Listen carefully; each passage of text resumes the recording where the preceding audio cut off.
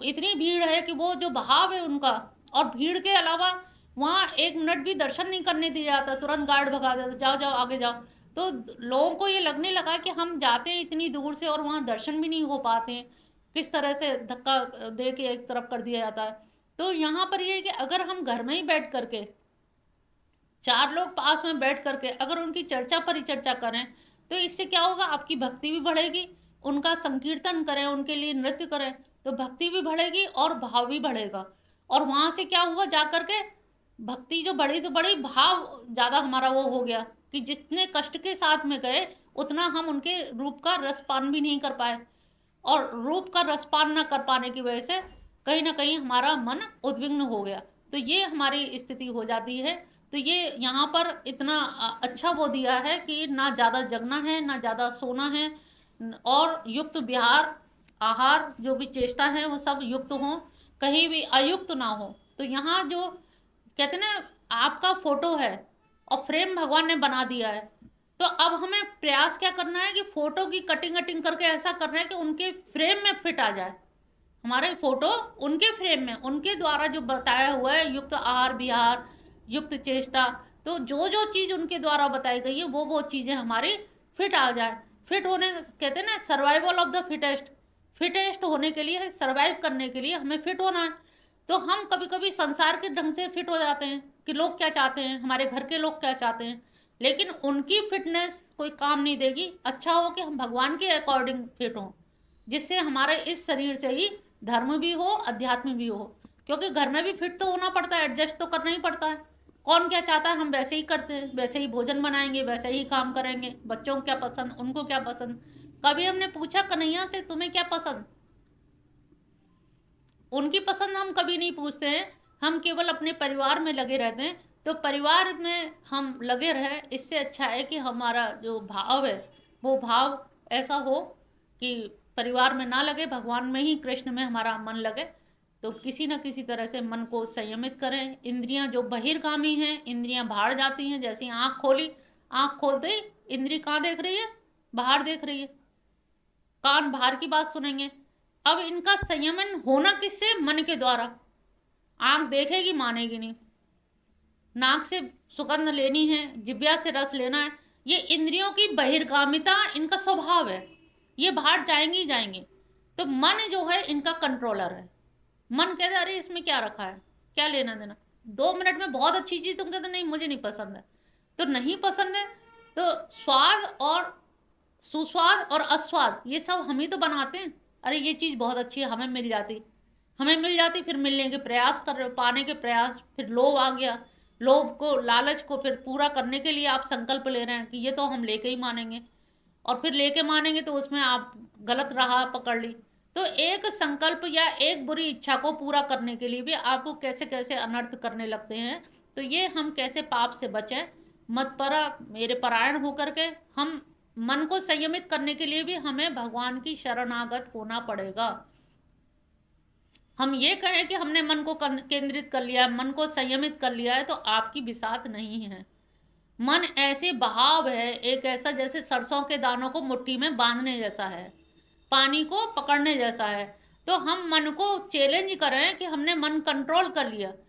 विश्वामित्र ने क्या कंट्रोल नहीं किया था, तो बड़े बड़े ऋषि मुनियों ने कंट्रोल कर लिया, लेकिन हो पाया क्या, जब भ्रष्ट करना हुआ तो हो गए ना। इसका मतलब तपस्या से नहीं होता है मन कंट्रोल। तो अब यहाँ समझ आई कैसे होगा फिर मन कंट्रोल। उन्होंने कहा मत पर मेरे परायण हो जा, मन मुझे दे दे, तो उससे कंट्रोल नहीं होगा। जब बड़े बड़े ऋषि मुनि नहीं कर पाए अब तक, तो तेरी बिसात क्या है। तो अब मजबूरी है कि नहीं, कृष्ण की शरण के अलावा कहाँ जाए, जा ही नहीं पाएंगे। भाई योग साधना है, और योग कहाँ साधना है, इसी भोग में, भोगायतन, ये भोगायतन है और ये भोग संसार है, इसी में रह करके योग साधना है, सोचो। और योग कैसे सक सकता कि नहीं, बड़ा असंभव है। उन्होंने कहा पैरों से चलो जमीन पे और सिर से याद करो कृष्ण को। पूरा शरीर है कि नहीं, तो पैर संसार के लिए, और ये ब्रह्मरद्र जो ब्रह्म से मिलाए रखो इसको, ब्रह्म संबंध बना लो। जब ब्रह्म संबंध बन जाएगा तो संबंध वहां बना रहेगा। तो फिर तो क्या है, तुम कठपुतली तरह नाचोगे, डोर उनके हाथ में, फुदक फुदक तुम नाच रहे हो। पैरों से चलो, हाथों से काम करो, ये यहाँ देना है बस। तो इसी शरीर में सब करना है। पैरों से भोग कर रहे हो और मन से मत परायण, उनका मच्चित, तो उनके परायण होना है। तो सारी चीज तुम्हारे पास है कि नहीं? अब कितने आराम से हो रहा है सब कुछ। सही बात है, कहीं कोई दिक्कत नहीं। और दिक्कत क्या थी इतने दिन से? समझ नहीं पा रहे थे, जब समझ आई तभी है। तो ये चीज समझ लो कि हमें किसी चीज में अहम वृत्ति नहीं लानी, घमंड नहीं लाना है। जहां अहंकार ले आए तुरंत टूटोगे, फिर टूटने में देर नहीं लग रही है। अहंकार कहाँ चूर होगा? वो कहते हैं मैं अहंकार ही खाता हूं। अपने भक्तों का अहंकार, उन्हें भक्तों में अहंकार तो पसंद ही नहीं है। और भक्ति में भी वैसे तुम शब्द पहले आता है, प्रभु तुम हो, तुम हमारे, हम तो बाद में उनके हैं, पहले वो हम उनको संबोधित करते हैं। तो अहंकार, इसीलिए मैं शब्द को यहाँ मना किया गया। गीता में भगवान ने मैं शब्द यूज किया है, इसलिए तुम भक्त होकर के यूज नहीं कर सकते, क्योंकि भगवान ने कहा है ना मैं, और उनका मैं इतना विस्तार है, इतना बृहद है, इनका मैं इतना है कि पूरा विराट संसार उसमें आ जाता है। पूरी गीता में सबके लिए, सर्वभूत हितेरा, सबके लिए लेकर के चले। कोई बात ऐसी नहीं है जो एक के लिए हो, स्वार्थ परक हो, व्यष्टिनिष्ठ हो। सब बात समष्टि परक है, समष्टि मूलक है। तो ये जो चिंतन है इतना अच्छा, ये नासिका अग्रभाग वाला बहुत अच्छा लगा कि और कभी प्रैक्टिस करके देखिएगा। ये बहुत अच्छा है कि आंखें खोलोगे तो हम कर्मकांडी हो जाएंगे, आंखें बंद करेंगे तो ध्यान लगा या नहीं लगा। लेकिन इसीलिए इन्होंने कहा नासिका के अग्रभाग पर आंखों को केंद्रित रखें। एक तरफ आंखें बंद हैं और एक तरफ आंखें खुली हैं। यहाँ गीता बीच की आंख दे रहा है, अध खुली नेत्र। तो ये जो इनका व्यवहार जगत है, एक एक चीज के युक्त आहार विहार, ये सारी चीजें अगर करके देखो तो वास्तव में लगेगा कि हाँ, योग साधना कोई बहुत कठिन नहीं है, लेकिन हमने कठिन मान रखा है, बना रखा है। तो ये कितना सहज हो गया। उन्होंने कहा तू कुछ नहीं कर पा रहा जहाँ पे, वहां कह दे भगवान तुम ही हो, अब तुम देखो, अब मुझसे नहीं हो रहा। बच्चा नहीं जैसे होमवर्क करके पटक दे, अब हमसे नहीं हो रहा होमवर्क, मम्मा आप ही करो, तो ऐसे ही कह देंगे माधव तुम ही करो, अब हमसे नहीं हो रहा। बस इतनी क्षमता थी। तो इनके परायण होने की कोशिश करें। यदा विनेयतम निष्प्रह सर्व कामेभ्यो युक्त इति उच्यते तदा। ये हो गया है क्या? जब आप अपने चित्त को कंट्रोल कर लेंगे और चित्त आपके उसमें आ गया है, निष्प्रह सर्व कामेभ्यो कब होगा युक्त? तभी आपको युक्त कहा जाएगा। निष्प्रह सर्व कामेभ्यो, सारी कामनाओं से। आप कहोगे सारी कामना त्याग देंगे तो फिर घर कैसे चलेगा? उन्होंने कहा मुझ पर छोड़ दे। यहाँ पर बार बार मत पर शब्द आएगा, क्योंकि आप सर्व कामनाओं को त्यागेंगे तभी आपका चित्त स्थिर हो पाएगा। अगर कामनाओं को नहीं त्यागा तो एक कामना जो है आपको उद्विग्न करेगी कि ये काम पूरा हो तो हम कुछ करें। बहुत से लोग कहते हैं ना, बस बेटी का ब्याह हो जाए, लड़के की नौकरी लग जाए, एक नाती हो जाए और मकान अच्छा सा बन जाए, एक गाड़ी और हो जाए तो आने जाने की सुविधा हो जाए, बाकी के हम कुछ मांग नहीं रहे भगवान, हमें कुछ चाहिए नहीं आपसे। इतनी कम तो चीज हमने मांगी, कुछ कहा थोड़ी है, मांगी भी नहीं है, बस इतनी इतनी कर दो, आज्ञा दी है उनको। हम भगवान से ऑर्डर चलाते हैं, याचना भी नहीं कर रहे, प्रभु इतना कर दो तब हम तुम्हारे इसमें आएंगे। हम कैसे आए बिना गाड़ी घोड़ा के?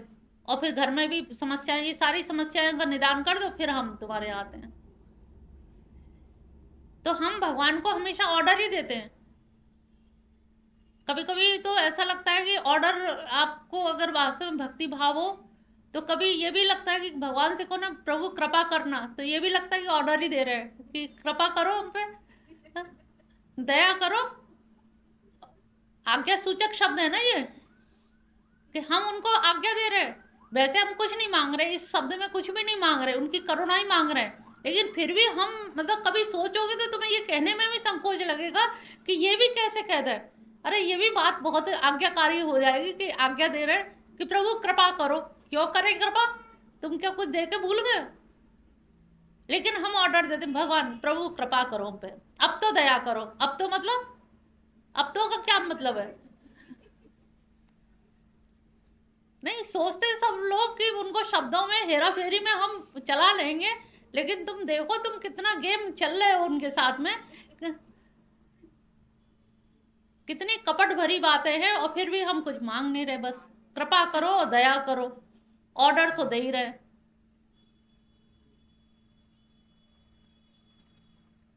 यत्रो परमते चित्तम निरुद्ध योग सेवा, योग सेवा के सेवन के द्वारा जो चित्त निरुद्ध हो गया है और उपरामता को प्राप्त हो गया है, यत्र चैवात्म आत्मन, यानी कि जो जहाँ पर आत्मा में आत्मा को देखता है और तुष्यति यानी कि तुष्ट रहता है, सुखम आत्यांतिक, आत्यांतिक सुख उसे कहते हैं जिसका कभी निषेध नहीं होता, जो सुख हमेशा बना रहता है।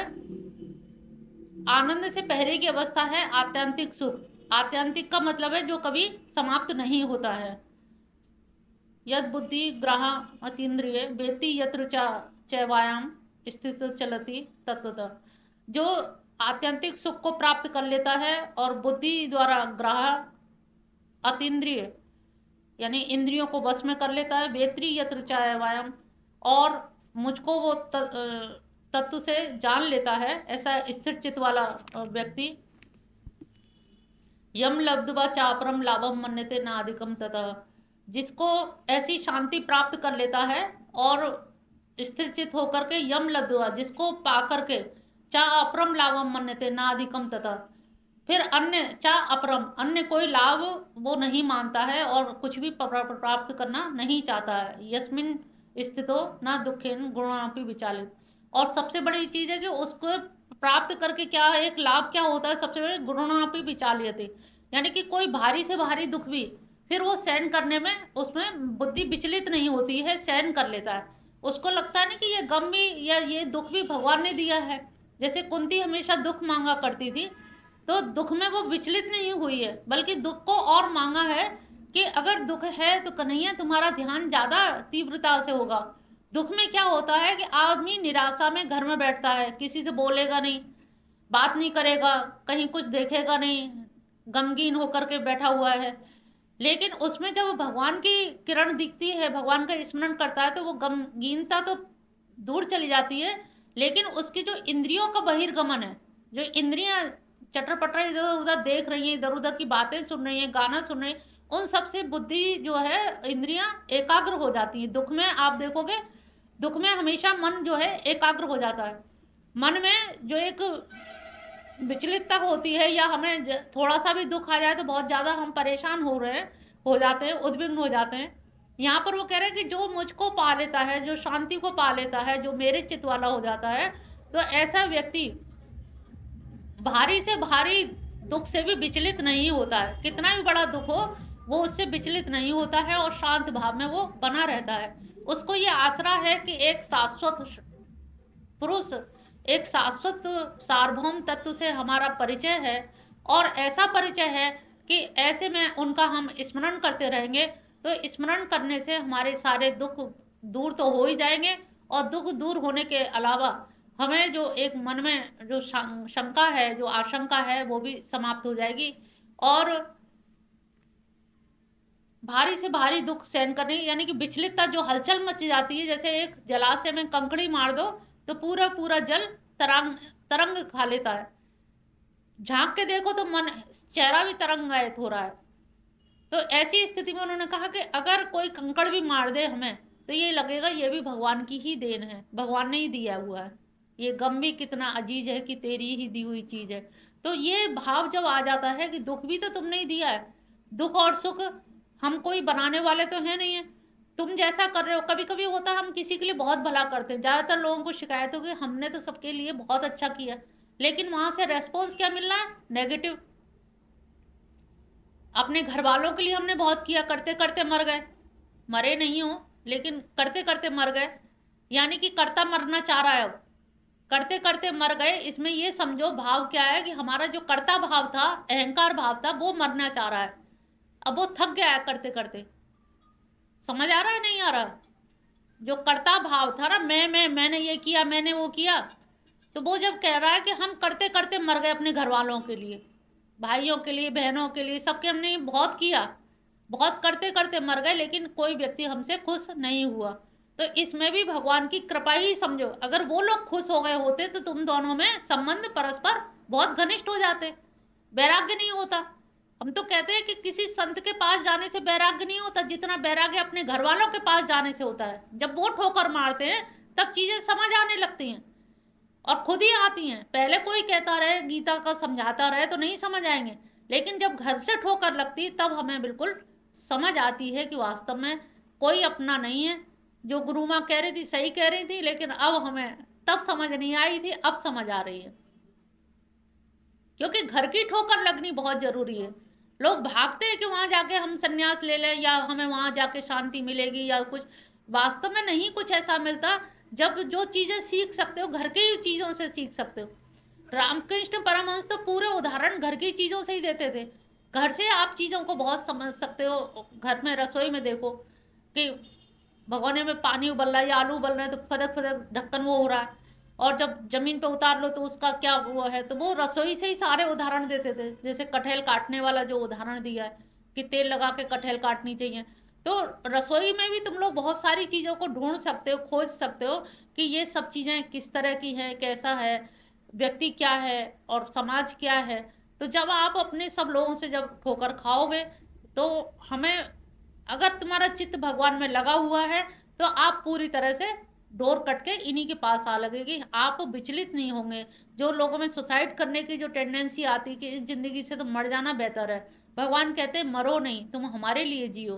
तो भगवान की शरण में हमें कम से कम जीने का एक आसरा मिलता है कि कोई भी नहीं है दुनिया में, कोई नहीं है, लेकिन प्रभु तो हमारे अपने हैं। लेकिन कभी आपने संपर्क नहीं बनाया उनसे, भाव से सुख में नहीं जुड़े हो, तो दुख में भी आपको संकोच लगेगा कैसे जाएं। अब ABCD 50 साल के बाद पढ़ना तो बहुत मुश्किल है। शुरू से अगर हमने समझी होती, सुनी होती, तो एक वो रहता। तभी कहते ना, भगवान का ध्यान जितना ज्यादा कर सकते हो, जब से जाग रहे हो तभी से अपना सवेरा समझ के लगे रहो, लगे रहो कि कम से कम कभी दुख आएगा तो वो दुख तुमको विचलित नहीं कर पाएगा और कोई नेगेटिव थॉट आपके अंदर नहीं आएगा, सुसाइडिक टेंडेंसी नहीं आएगी, और आपको बल्कि वैराग्य पैदा होगा और भगवान के लिए जीने का मन करेगा। तो भारी से भारी दुर्गुण भी, कष्ट भी, भारी से भारी परेशानियां भी, दुख भी हमको विचलित नहीं कर पाते। तम विद्या दुख संयोग वियोग योग संगीतम। उसको योग जानो जब तुम्हारे विद्या के द्वारा, ज्ञान के द्वारा दुख का संयोग और वियोग दोनों बिल्कुल खत्म हो गए। ना तो संयोग होता दुख का और ना वियोग होता है। जब दोनों ज्ञान के द्वारा तुम्हें ऐसा ज्ञान हो गया है जिससे दोनों ही चीजें समाप्त हो गई हैं। स निश्चयन योक्तव्य। तुम निश्चय पूर्वक ये समझो कि अब निविष्ण चेतसा, जिसका नाम योग है उसको जानना चाहिए। वह योग ना उकताए हुए, अनिर्विष्ट चेतसा मतलब उकता। बहुत से लोग क्या करते हैं, पूजा करते करते लगता है इतने दिन से एकादशी का व्रत रह रहे, कुछ मिलता है कि नहीं मिलता है ना, कुछ लाभ भी है कि नहीं। तो अधिकांश से भक्तों को कहिए या उनको मन में ये आने लगती है कि भगवान ने कभी दरस तो दिखाया नहीं, पता नहीं हम जो पूजा कर रहे हैं वो सही कर रहे हैं कि नहीं कर रहे हैं, पूजा में कोई खोट तो नहीं है, ये भी कोई बताने वाला नहीं है। और बताएं क्या, पहले अपनी मन स्थिति बतानी पड़ेगी। तो ये खुल के कैसे बता दें, सब लोग क्या कहेंगे, हाय इनको ये भी नहीं माता, ये भी नहीं पता। इस संकोच में हम मन की स्थिति बताते भी नहीं है, मन की पोल खुल जाएगी। तो काफी लोग तो मन का ढकोसला बना के बैठे होते हैं कि नहीं हम जो कर रहे हैं वो ठीक है और इतने दिन से कर रहे हैं। अगर हमने अब कह दिया तो सब लोग सुनेंगे, और ये सुनेंगे तो हमारे इसमें अपमान हो जाएगा। तो यहाँ पे कहीं ना कहीं मैंपन आ रहा है। तो जब भगवान कहते हैं कि मेरे लिए तो बिल्कुल समर्पित हो जाओगे, तो वो ज्ञान तो स्वतः ही दे देंगे। तो अक्सर भक्तों के अंदर या जितने लोग हैं, साधक जो होते हैं, उनमें कभी कभी उकताहट आ जाती है कि हम जो कर रहे हैं इसका कोई फल भी होगा कि नहीं होगा। इसी के लिए फिर सत्संग की जरूरत पड़ती है। तुम्हें लगता है अरे वो भी तो तब से लगे हुए हैं, वो तो नहीं भाग रहे, वो भी तो चल रहे हैं इस रास्ते में। परिक्रमा में कोई साथ चलता रहे, गिरिराज जी की परिक्रमा, तो एक हिम्मत आती रहती है, अरे वो भी चल रहे, चलो बैठने से कोई फायदा नहीं। जो चलते रहते हैं यानी कि उनमें उकताहट नहीं आती है। तो भगवान की शरण लेने से, उनकी साधना करने से उकताहट आए बिना हम उनका चिंतन करते रहें, ध्यान करते रहें, और हमारा ये निश्चय हो जाए कि हाँ ये योग करने योग्य है। संकल्प प्रवान, जो संकल्प हैं, संकल्प से उत्पन्न होने वाले संपूर्ण कामनाओं को निशेष रूप से त्याग कर मन के द्वारा इंद्रियों के समुदाय को सभी ओर से भली-भाँति रोक कर अब चारों तरफ से विनिमय करना है। समानतः यानी कि पूरे चारों तरफ से उनको नियंत्रित करना है। नियंत्रित कर जब